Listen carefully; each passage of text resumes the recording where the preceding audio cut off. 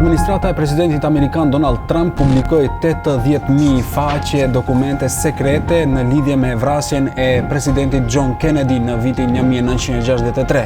Të gjitha këto dokumente janë publikisht të qasshme në një portal të arkivit kombëtar, por disa dokumente lidhur me këtë ngjarje vazhdojnë të mbahen sekrete dhe të klasifikuara, ndërsa ato të publikuara mbrëm sipas mediave amerikane nuk zbardhin asnjë të re sa i përket vrasjes.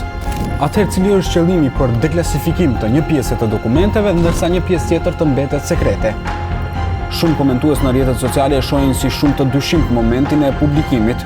Këtë dokumentu i publikuan thuajse fiks 24 orë pasi Shtëpia e Bardhë i dha dritë jeshile Izraelit për të prishur një anshëm armëpushimin duke nisur sulme të ashpra ndaj Gazës.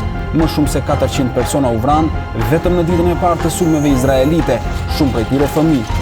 Në gjithë Shëban, por edhe në mbar botën shpërthyen protesta kundër rifillimit të gjenocidit në Gaza. Prandaj një pjesë e komentuesve në rrjetet sociale besojnë se zbulimi i këtyre dokumenteve për presidentin John Kennedy janë thjesht një tentim për defokusim dhe mbulim i gjenocidit.